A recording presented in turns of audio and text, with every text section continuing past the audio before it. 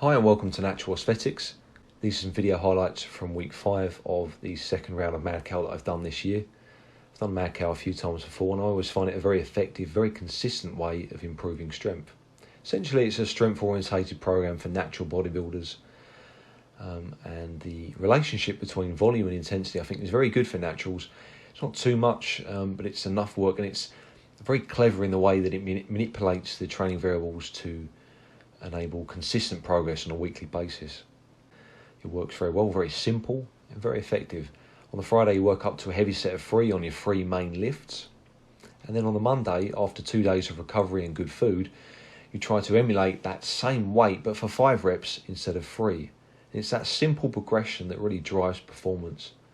You do that for as many weeks as you can until you have to reset and then do the program again at slightly higher starting weight. Simple stuff but works very well. At some point, as a natural bodybuilder, you have to become stronger. You have to specifically aim to put more weight on the bar on certain exercises. It's not rocket science, simple stuff. You'll only get so far by training for a pump, training without any progressive overload in mind. After a few months, or maybe the first year or two, if you've got good genetics, you'll start to slow down and you'll need to approach the training with more structure in mind and more understanding of how training variables can affect your performance and your ability to recover and grow more muscle. It's essential to continue to see progress. As a natural, your recovery ability is much, much less than it would be if you're taking anabolic steroids. So you can't copy what you see in the gym, the guys that are on steroids. And this isn't an excuse to train less or to train less hard. It's simply a reminder to understand training variables and work out how much work you can do before you're unable to recover from that going into the next session.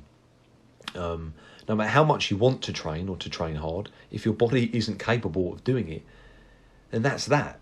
You're not going to be able to reap the rewards of the work you're doing. There's no point training balls to the wall every session if you're unable to recover fully going into the next session and utilise more weight on the bar or do more reps or more sets at a given weight. Simple as that. Simple stuff, but these principles work.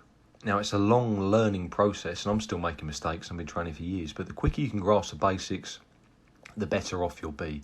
And I'm not saying that people that use steroids don't train hard or don't structure their programs, but they don't need to see decent progress. It's not a necessity, but after a year or two of training as a natural, it is a necessity, and you must follow these principles.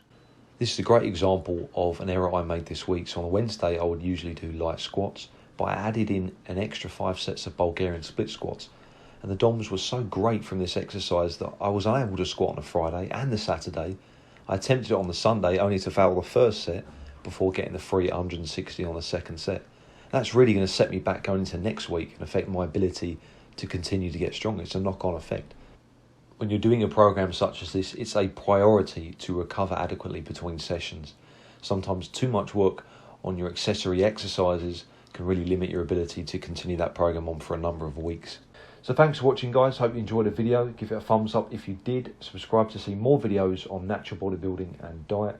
Don't forget to click on that notification button as well next to that subscribe bar, and you'll be made aware of any videos I upload automatically. Stay strong.